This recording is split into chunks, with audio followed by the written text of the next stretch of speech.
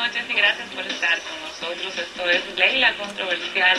Y bueno, yo tendré esta noche, no un debate, sino una entrevista controversial porque es prácticamente una exclusiva. Él no ha dado entrevistas desde que pasaron las elecciones presidenciales del 20 de mayo, o sea que esta es la primera. Estoy hablando de Luis Abinader. ¿Cómo estás? Muy bien. Gracias por invitarme. Y nada, estamos aquí después del 20 de mayo.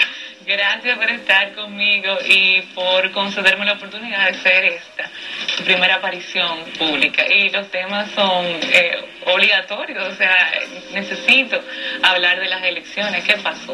¿Cómo te sientes tú con lo que pasó con las elecciones y por qué tú crees que perdió el PRD? Mira, yo pienso que estas elecciones nos van a servir de mucha lección.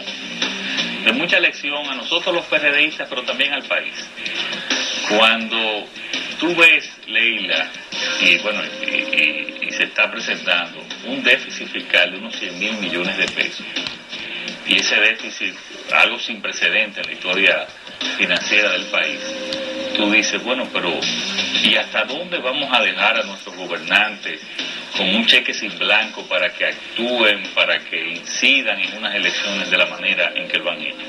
Yo creo que eso afecta grandemente al país, que hay que obligatoriamente, tenemos que tener leyes que sean, bueno, muchas de las leyes están aquí y no se cumplen, pero leyes que puedan limitar realmente ese gasto, que ha influido como en estas elecciones, como también en otras, pero nunca en esta proporción. O sea, que hubo un abuso de recursos del Estado. Pero eso es evidente, ¿Pero solo eso o tú crees que hubo también... Bueno, en todas las elecciones hay una serie de factores, hay una serie de factores que se están estudiando, que se han estudiado, que ya...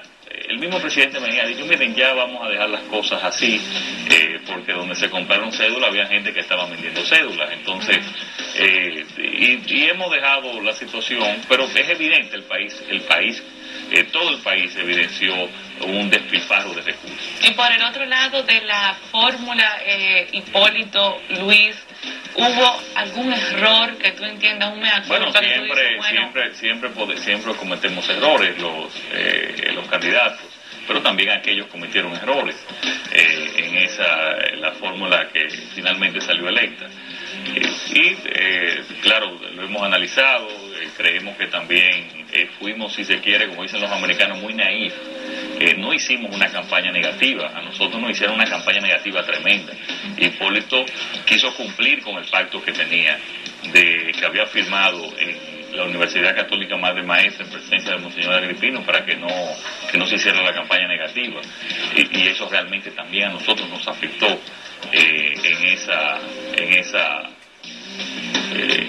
grandemente esa campaña negativa, pero también Leila, y hay que admitirlo, Hipólito no quiso pactar la impunidad.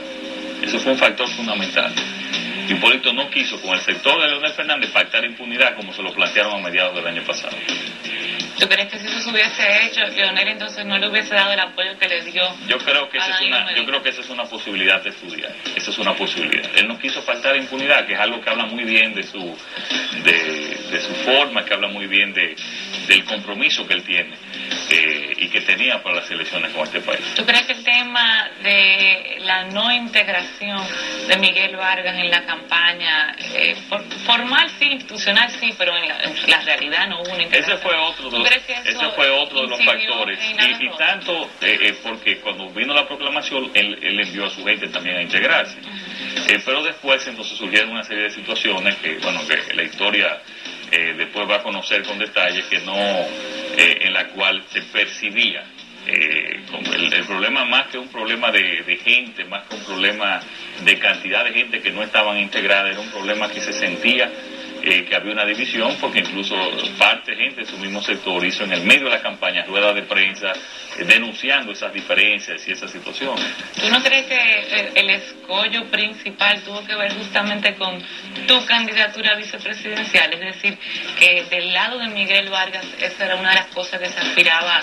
Bueno, Miguel, hay que llevarse la palabra que dijo Miguel. Miguel decía que no le interesó nunca la vicepresidencia, que nunca le interesó en esa parte, y creo que tampoco existieron negociaciones reales en cuanto a la participación. Yo sí creo, yo veo la política de otra forma. Yo no creo que tú tienes que pactar todo. Yo no creo que hay que decirte, yo te voy a dar esto para que tú te integres a la campaña. Yo creo que hay que ver el país, incluso por encima de los problemas personales que se pueda tener. Nosotros hemos tenido, y yo tuve diferencias con Hipólito también, históricamente.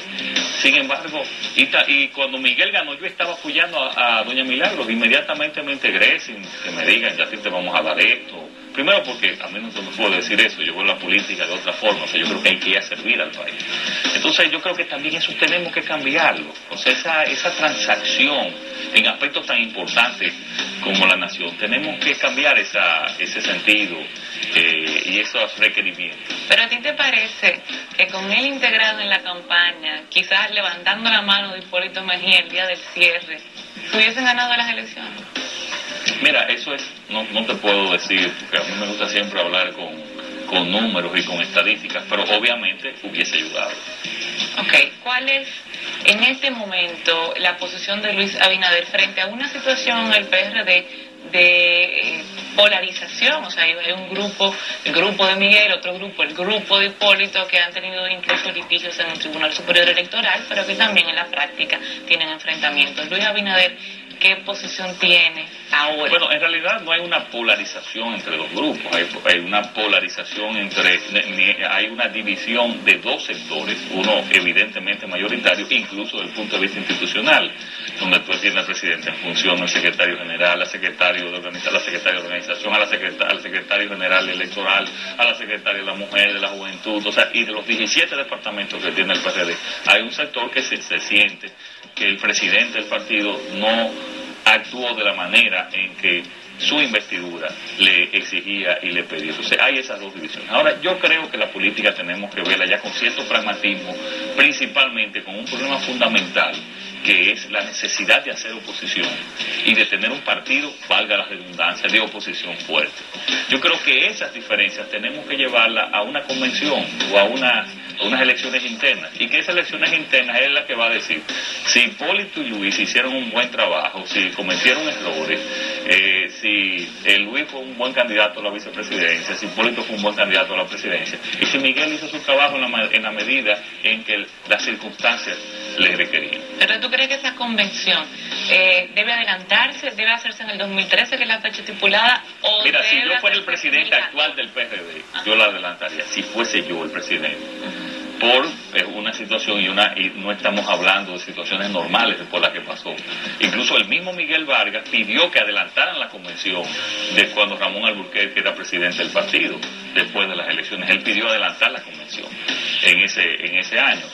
Mira, si la convención, como debe hacerse, como dicen los estatutos, que se haga en mayo del año que viene, bueno, pues lo haremos en mayo del año que viene.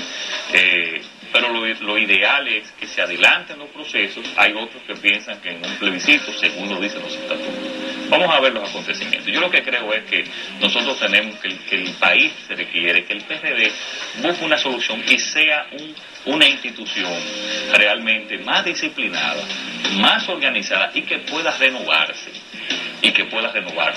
Y hay mucha gente, o sea, la inmensa mayoría de los PRDistas son gente buena, son gente disciplinada que quieren esa renovación. Pero ¿tú y crees eso va a pasar en los próximos meses? ¿Es posible una renovación en un partido donde todavía los llamados viejos robles tienen demasiada incidencia en las decisiones que se toman en el PRD? Incluso yo veía actividades de la Juventud Revolucionaria Dominicana y en la mesa de honor estaban personas que son parte de eso que llamo los viejos robles. No, pero mira, en todos los partidos se le va a dar paso a una renovación. Pero vamos a ver, en todos los partidos tú tienes personas que ya con una experiencia, una sabiduría que es bueno consultar siempre. Pero vamos a ver, el presidente del partido, bueno, tú pudieras llamar a Miguel Viejo Robles, anda por los 60 y algo de años, pero tú tienes el secretario general, que es una persona de la edad nuestra, 45, 46 años. Tiene a la secretaria de organización, que también es una persona más o menos por esa misma edad, no le voy a decir la edad ya ni en público. Está César Sánchez, y después la mayoría, gran parte de la dirección y del liderazgo son personas jóvenes. ¿A quién estaba encargado de la capital? El diputado David Collado, que era una persona joven, El mismo, bueno, no puedo hablar por el caso de la candidatura vicepresidencial, también fuimos nosotros que fuimos parte ya de la nueva generación del partido. Yo creo que en el PRD se está dando, y este es un proceso que tiene que caminar. Claro, también tienen que existir jóvenes que actúen con talento, con sagacidad, con inteligencia, con ética y con honestidad para que puedan ganarse el concurso de todos, de jóvenes, medios y viejos. Tú hablas de que hay un sector mayoritario, sin embargo, al otro sector, o sea, el sector de Miguel Vargas, el Tribunal Superior Electoral, le dio la razón. Entonces, en la práctica, Miguel Vargas sigue siendo el presidente del partido. Entonces, y que Andrés Bautista sigue siendo el presidente, según ese Tribunal Superior, el presidente en funciones, y Orlando sigue siendo el secretario general y Yanila la secretaria de organización. Teniendo esta división en la directiva, ¿verdad?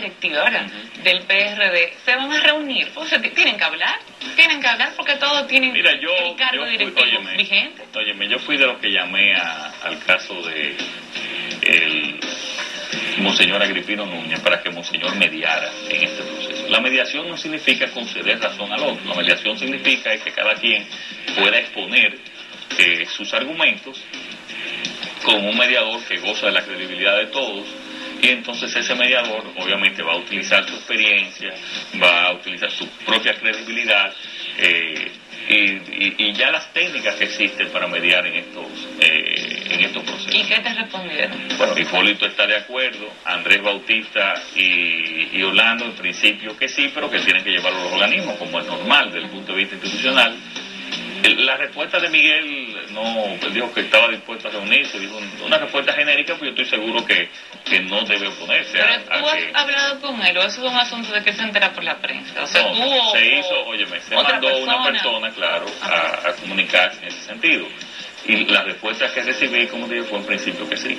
Ok, vamos a hablar también un poquito de qué puede pasar de caras al 16 después de esta pausa comercial. No se vayan.